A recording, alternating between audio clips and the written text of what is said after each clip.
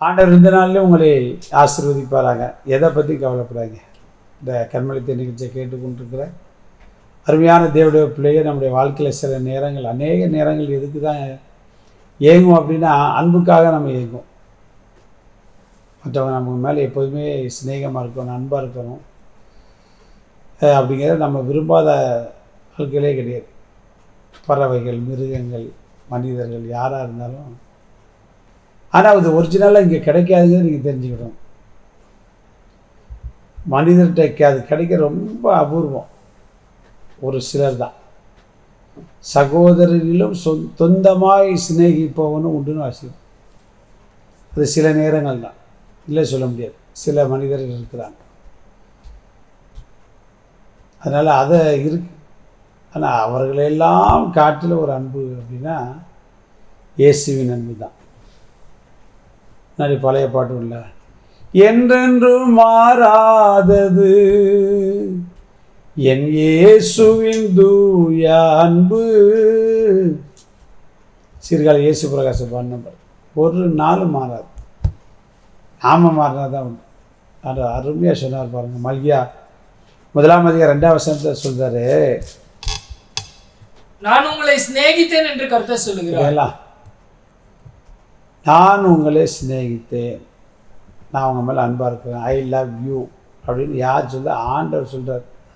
இந்த உலகத்தில் இருக்க இந்த ஐ லவ் யூக்கு ஓட்டத்தை பார்த்தீங்கன்னா வாழ்க்கையில் போய் அநேக செத்து போகிறான். ஆண்டவர் பக்கத்திலே நினைச்சு, நான் உன்னை நேசிக்கிறேன்டா, நீ ஏன்ட வா, நான் உன்னை நேசிக்கிறேன்னா அது எப்படி ஆண்டவர் நேசிப்பார்? அவர் எப்படி நேசிப்பார்? கீழே சொல்றார், யாக்கோபை சிநேகித்து ஏசாவை வெறுத்தேன் அப்படிங்கிறார். இன்றைக்கி நம்ம ரட்சிக்கப்பட்டது, நம்ம அபிஷேகம் பண்ணப்பட்டது, இன்றைக்கி இந்த அனுதின கண்மலை நிகழ்ச்சியை கேட்டுக்கொண்டிருக்கலாம். ஆண்டவர் நம்ம மேல் வைத்த சிநேக, பாசம், அன்பு, தயவு. நம்ம என்ன நினைப்போம்? என்ன நேசிப்பார்? நான் அப்படி பாவத்தில் விழுந்துட்டேன், நான் திருந்தவே மாட்டேங்க, நான் அப்படி இருக்கேன். நீ எந்த நிலைமையில் இருந்தாலும் சரி, நீ அவர்கிட்ட வந்து கடந்து போனதை பற்றி கவலையப்பட மாட்டேன். ஒரே வார்த்தை தான், இனி பாவம் செய்ய. அவர் சிநேகம் என்ன செய்யும் அப்படின்னா, நம்ம அவருக்கு பிரியமானதாய் மாற்றும். அதான் நம்ம பைபிள் சரித்திரம் சொல்லுது. யோவான் 6:30 என்னிடத்தில் வருகிற ஒருவனையும் நான் என்ன செய்ய மாட்டேன், புறம்பே தள்ளுவது இல்லை அப்படின்னு. யார் வேணாலும் வரலாம். பவுல் வரலாம், அதாவது தேவப்பிள்ளையை அடித்து கொண்டு போட்ட பவுல் வரலாம், ஆண்டவரை மறுதலித்த, சபித்த, சத்தியம் பண்ணின பேதுரு வரலாம்.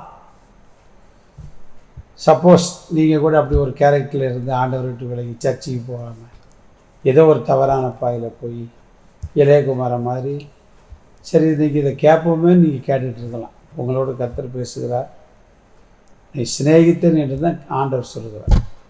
அதனால் கவலைப்படாதீங்க. எந்த நிலைமையில் இருந்தாச்சு இன்றைக்கி ஆண்டவர்கிட்ட ஒப்பு கொடுத்து நம்மை நேசிக்கிற ஆண்டவருக்கு அப்படி நேசத்தை நம்ம என்ன பல ஏற்பாட்டிலையாவது யோசிக்கணும். புதிய ஏற்பாட்டு காலத்தில் வாழ்கிற நமக்கு கம்ப்ளீட் 5.5 லிட்டர் ரத்தத்தையும் நமக்கு பாடுபட்டார், அடிக்கப்பட்டார், அவமானப்படுத்தப்பட்டார்.